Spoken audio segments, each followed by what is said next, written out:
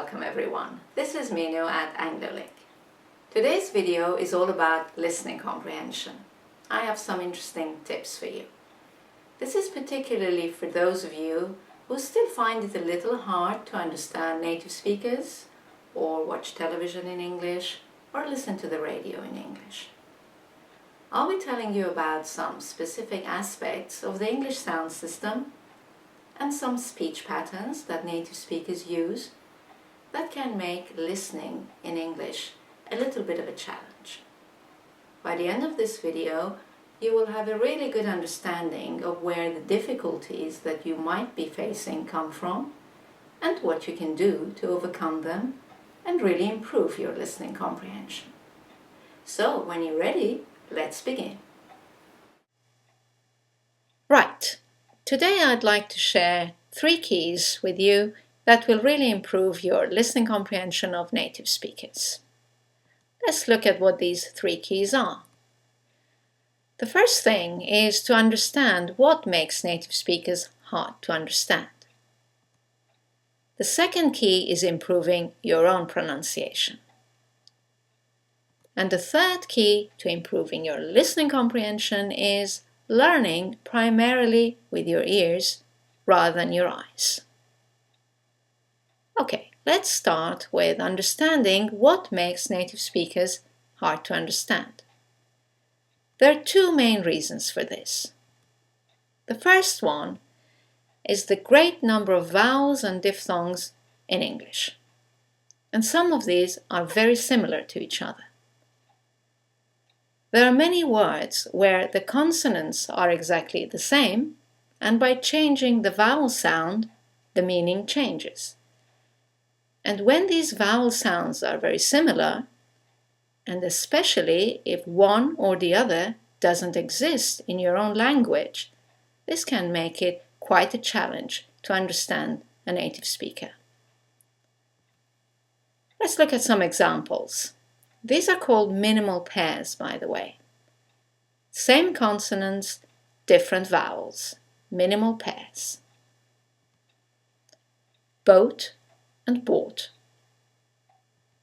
Mad, mud. Hurt, heart. Men, main. Than, then. Bit, bet. Live, leave. So notice the only difference is the vowel or the diphthong, and they can be very, very similar. So in connected speech, they're not easy to tell apart. This is the first reason why listening to English native speakers can be challenging. Now, let's look at the second reason. The second reason is the way that native speakers shorten and link sounds. Let's give you a quick example. Look at this sentence. How is it going? You will hear from a native speaker, how's it going? There are 3 specific speech patterns that all native speakers use, and I'm going to take you through them one by one. Speech pattern number 1 is contractions, contracted verbs and negatives. You're pretty familiar with these.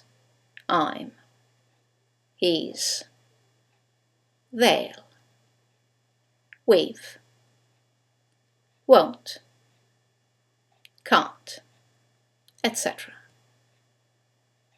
What is important to remember is that native speakers always use these patterns when they speak, except when they want to stress a point.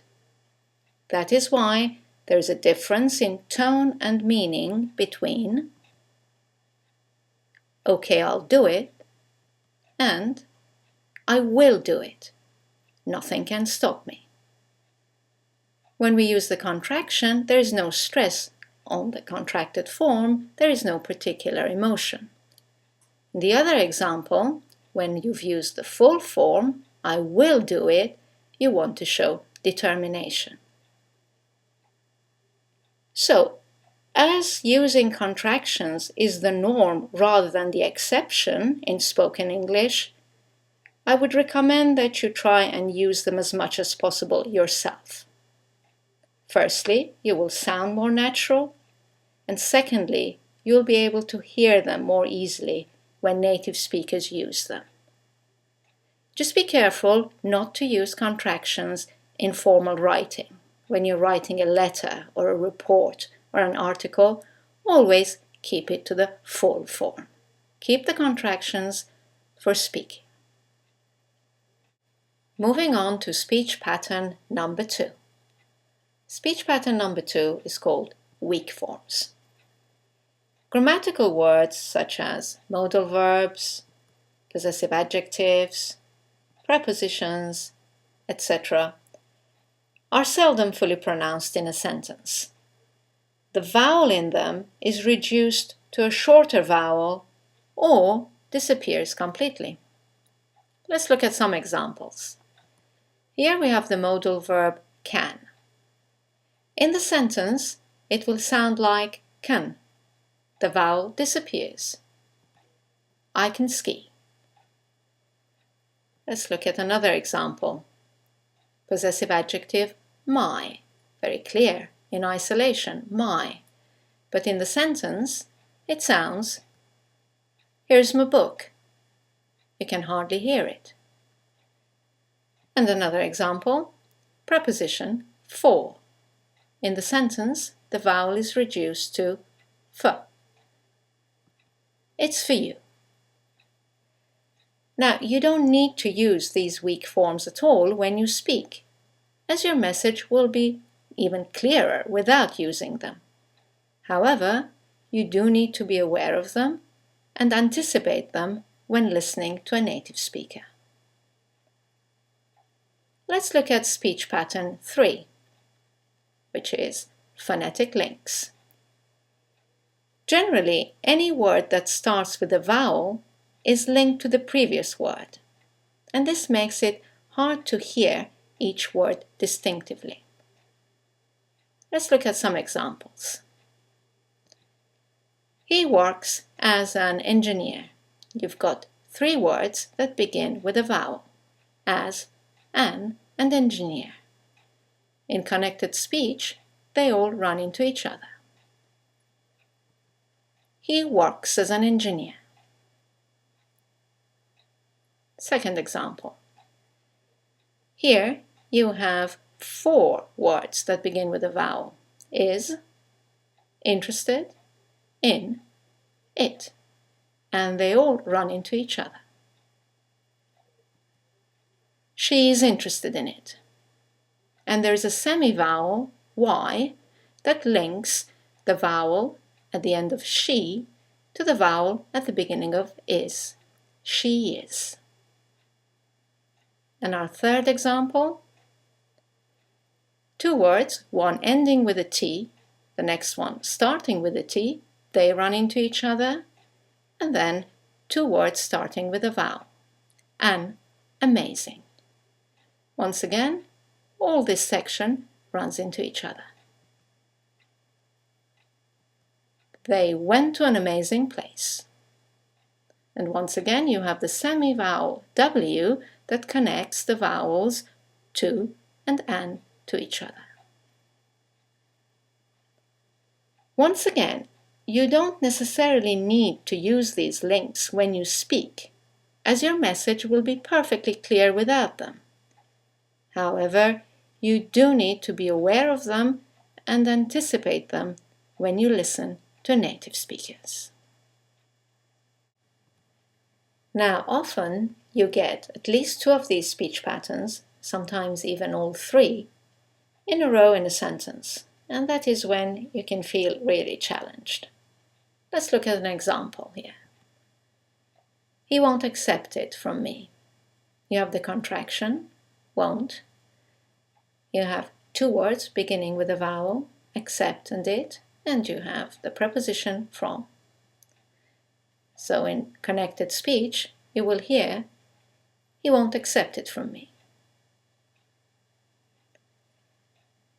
At this point, you are probably asking yourself, well, what's the best way to familiarize myself with these speech patterns? I think the best way is transcribing audio files.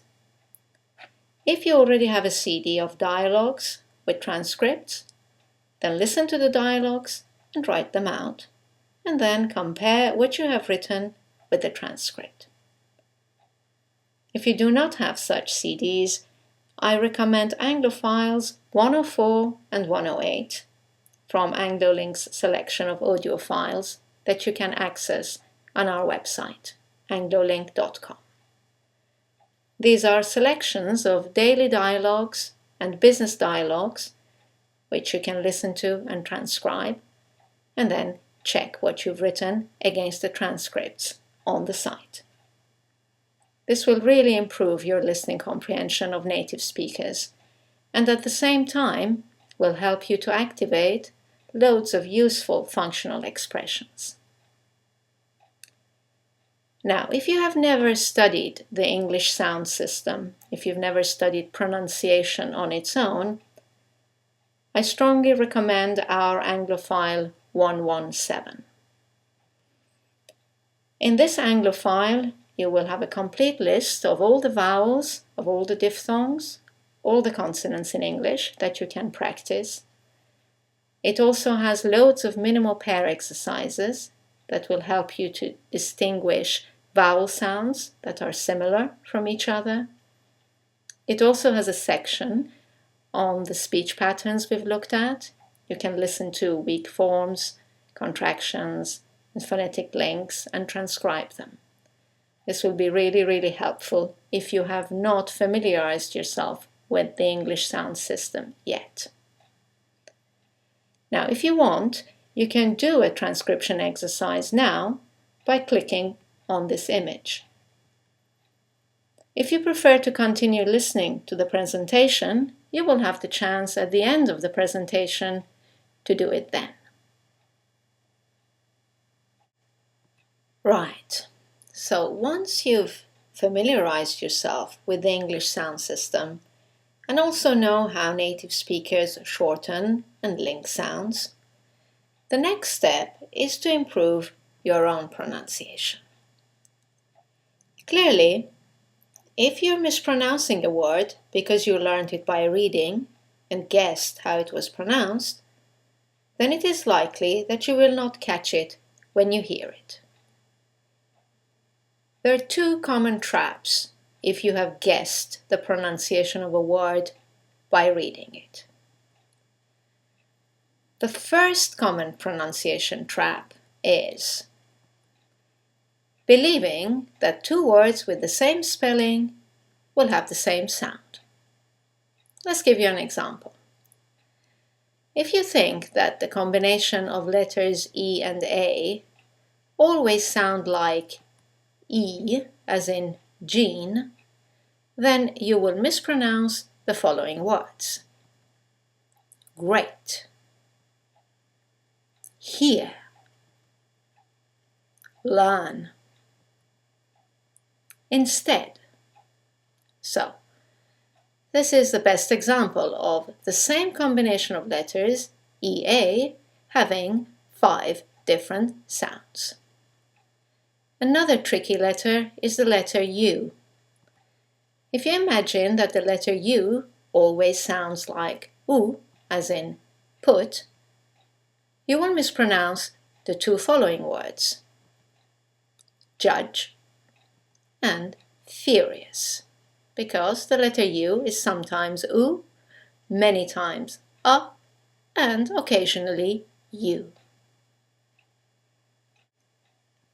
Okay, let's look at the second common pronunciation trap, which is word stress.